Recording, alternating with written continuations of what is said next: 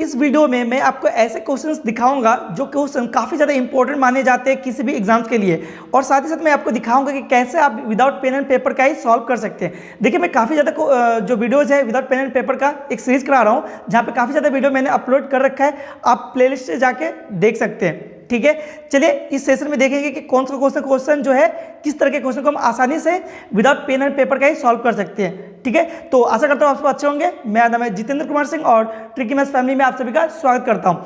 देखिए, पहला number question क्या बोल रहा है, पहला नंबर क्वेश्चन क्या बोल रहा है कि दो रेलगाड़ी, ठीक है, दो रेलगाड़ियों की गति का अनुपात कितना, 3:4 है।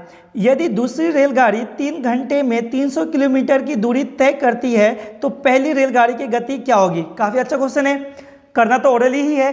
देखिए, मैं आपको दिखाता हूँ कि कैसे आप ओरली ही इसको सॉल्व कर सकते हैं।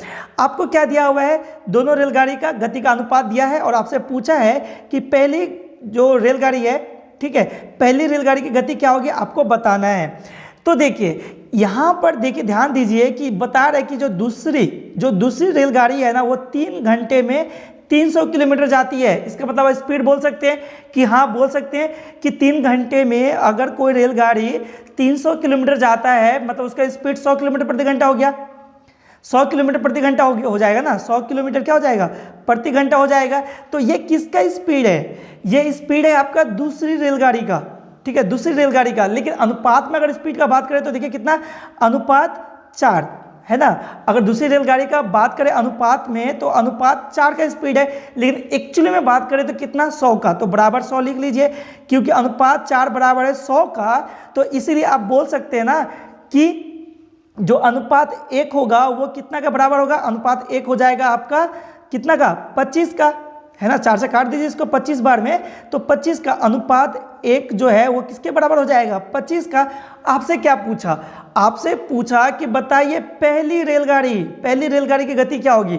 तो देखिए, पहली रेलगाड़ी जो है ना वो किस अनुपात में है, अनुपात 3 में है। तो आप ही बताइए कि अनुपात 3 बराबर कितना हो जाएगा। चूंकि अनुपात 1 बराबर 25 का, तो अनुपात 3 बराबर कितने का, 75 का हो जाएगा ना। अनुपात 25 बराबर कितने का, 75 का। तो ये तो था आपका सॉल्यूशन। कितने आसानी से आप ओरली ही इस तरह के क्वेश्चन को सॉल्व कर सकते हैं। तो देखिए कहाँ पे 75 लिखा हुआ है, ये रहा, ये वाला आपका राइट आंसर हो जाएगा। आई होप आपको समझ में आया होगा और आप ओरली ही कर सकते हैं। ठीक है, अगर आपको वीडियो पसंद आ रहा है, जो भी सीरीज में करा रहा हूँ विदाउट पेन एंड पेपर का, तो प्लीज़ वीडियो को लाइक कीजिए और चैनल को सब्सक्राइब करके रखिए, ताकि हर रोज आपको इस ढंग का वीडियो मिलता रहे और आपका मैथ का जो पोर्शन है और ज़्यादा स्ट्रांग हो पाए। ठीक है, चलिए फिलहाल बढ़ते अगले क्वेश्चन की तरफ, देखते कि अगला क्वेश्चन क्या पूछ रहा है। क्वेश्चन में क्या पूछ रहा है, अगला क्वेश्चन आपसे पूछ रहा है, चलिए मैं फिलहाल पढ़ देता हूँ पहले। यदि 5% चक्रवृद्धि ब्याज की वार्षिक दर से 2 वर्ष के बाद 441 रुपये प्राप्त होती हो तो मूलधन ज्ञात कीजिए। क्वेश्चन आपको समझ में आया, एकदम सीधा सपाट क्वेश्चन आपसे पूछा है कि 5% चक्रवृद्धि ब्याज की दर है, ठीक है, 2 वर्ष के लिए लगाया जाता है, तो कोई मूलधन जो है वो कितना हो जाता है, 441 रुपये हो जाता है 2 साल के बाद। तो बताना है कि बताइए फिर मूलधन कितना है। तो क्या आप यहाँ पे फॉर्मूला लगाने जाएंगे, बिल्कुल नहीं। फिर तो आपको क्या करना पड़ेगा, 2-3 स्टेप कम से कम लगेंगे ही सॉल्व करने के लिए। लेकिन मैं आपको दिखाऊंगा कि आप ओरली ही कर सकते हैं। कैसे करेंगे, तो देखिए सिंपल सा होल वैल्यू को लगाएंगे। तो बताइए कि 5, देखिए मैं यहाँ पे लिखूंगा क्योंकि आपको समझानी भी है, बाकी आप ओरली ही दिमाग में पूरा कैलकुलेशन कर सकते हैं। तो बताइए कि 5% का होल वैल्यू कितना हो जाएगा। तो मैंने आपको होल वैल्यू निकालना सिखाया है, पूरा एक वीडियो है होल वैल्यू पे, ठीक है, आप उसको जाकर देखिए, ठीक है, वहाँ से आपको समझ में आ जाएगा। तो बताइए 5% का होल वैल्यू कितना होगा। तो 5% को पहले फ्रैक्शन में लिखिए, तो 5% को फ्रैक्शन में लिखेंगे तो कितना लिखेंगे, 5/100, ठीक है, यानी कि कितना हो जाएगा, ये 5 से काटिए तो हो जाएगा 1/20। अब इसका होल वैल्यू निकालिए, 1/20, ये तो फ्रैक्शन बन गया, इसका होल वैल्यू क्या हो जाएगा। तो इस तरह से हम क्या करेंगे, जोड़ देंगे तो हो जाएगा 21/20।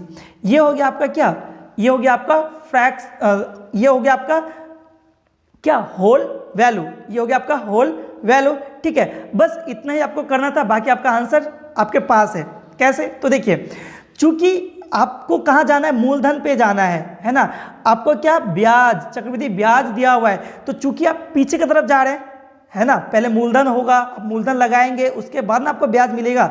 पहले आप प्रिंसिपल लगाएंगे, उसके बाद ना आपको CI मिलेगा या इंटरेस्ट मिलेगा, है ना।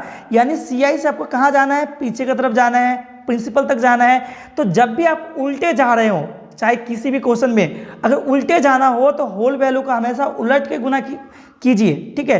तो आप क्या करेंगे, 441 में इसको उलट के गुना करेंगे, तो गुना करेंगे तो कैसे हो जाएगा, गुना 20/21, ठीक है। चूंकि 2 वर्ष के लिए लग रहा है तो 2 बार गुना कर लीजिए, 20/21, ठीक है। अब सॉल्व कीजिए इसको, तो ये तो ओरली सॉल्व हो जाएगा। तो देखिए 21 का स्क्वायर ही होता है 441, यानी दोनों 21 से एक बार में कट जाएगा आपका, ठीक है। और बाकी इधर बचेगा 20 गुना 20, तो देखिए कितना आंसर आएगा, 20 गुना 20 यानी 400। तो आपका राइट आंसर क्या हो जाएगा, 400।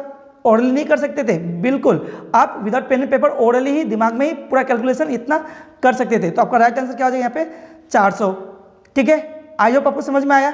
चलिए बढ़ते अगले क्वेश्चन की तरफ, देखते अगले क्वेश्चन क्या पूछ रहा है। अगला क्वेश्चन क्या पूछ रहा है आपसे, ये भी काफ़ी आसान क्वेश्चन तो दिख रहा है, फिलहाल पढ़ते हैं इसको। कि बोल रहा है कि 5 व्यक्तियों का औसत वजन 76 किलोग्राम है, इसमें से 4 व्यक्तियों का वजन 72, 74, 75 और 81 किलो है।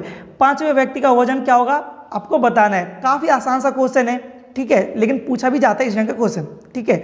तो देखिए इसको कैसे सॉल्व करेंगे, सिंपल करना है आपको, सिंपल सॉल्यूशन इसका होगा, ओरली करना है आपको। 5 से आप गुना कर लीजिए 76 को, तो आपका टोटल जो है आपको वजन मिल जाएगा, 5 व्यक्ति का टोटल वजन मिल जाएगा। यानी 5 से अगर गुना करेंगे आप किसको, 76 को, तो गुना कीजिए कितना, 7 5 35 मतलब 350 और 6 5 30 मतलब 30, 350 और 30 380 हो गया आपका, ठीक है। यानी 5 गुना 76 जो हो जाएगा वो कितना हो जाएगा आपका, वो हो जाएगा 380। ये टोटल वजन निकल गया 5 व्यक्तियों का।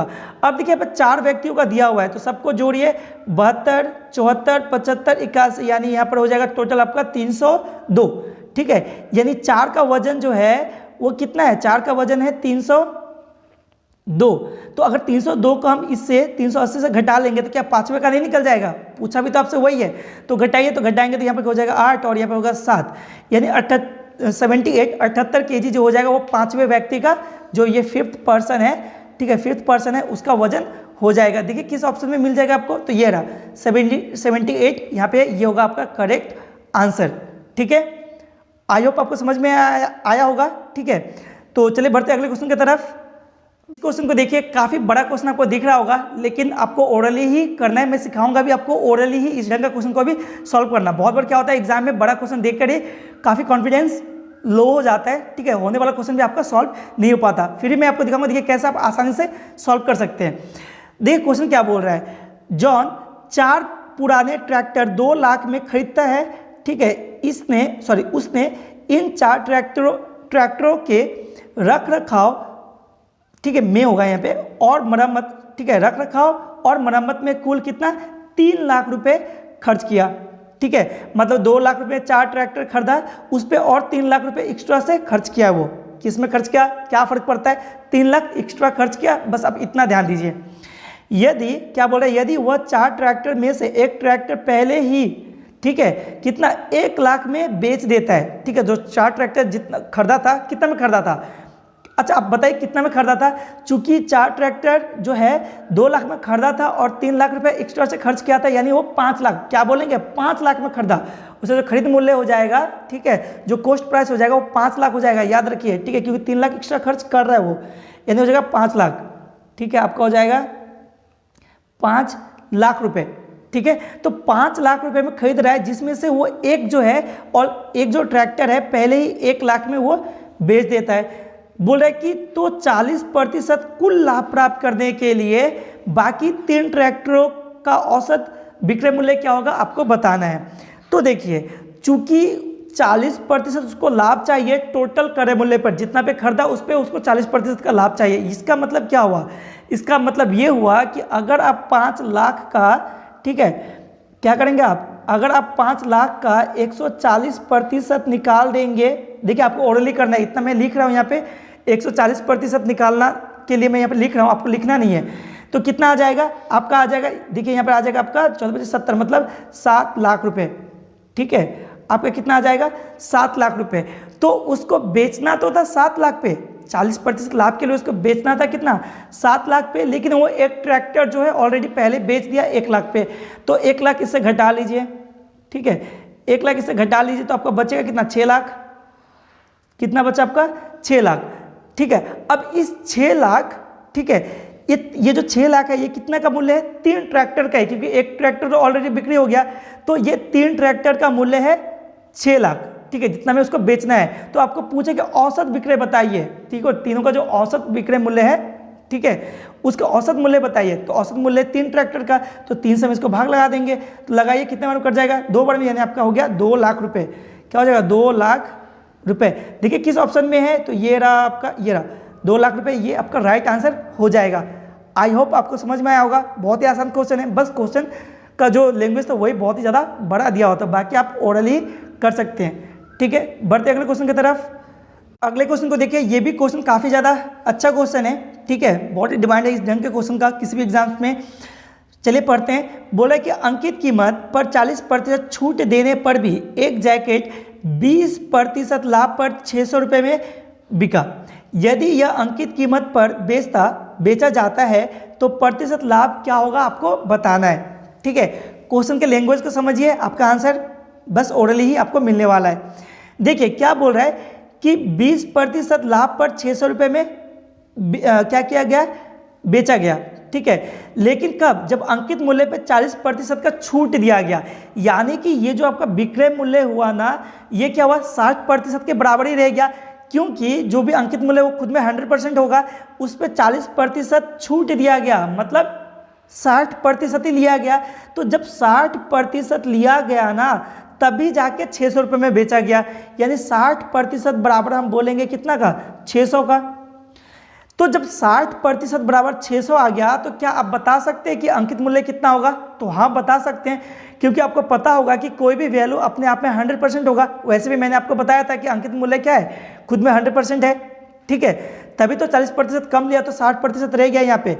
तो अंकित मूल्य आप निकाल सकते हैं। तो 60% बराबर चूंकि 600 का, तो 100% बराबर कितने का? तो 100% बराबर जो है हो जाएगा, यहाँ पे क्रॉस मल्टीप्लाई कर लीजिए, तो आपका आ जाएगा यहाँ पे कितना? यहाँ पर आ जाएगा आपका 1000 रुपये, यानी ये बन गया आपका MP मार्क प्राइस, ठीक है। तो 1000 रुपये में 1000 रुपये क्या किया गया था? मार्क प्राइस था, मतलब अंकित मूल्य किया गया था।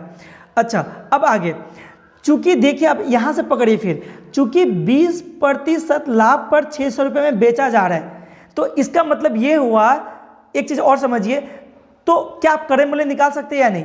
चूंकि आपको पता होना चाहिए कि कोई भी चीज़ अपने आप में 100% होता है, तो क्रय मूल्य भी अपने आप में 100% होगा ना।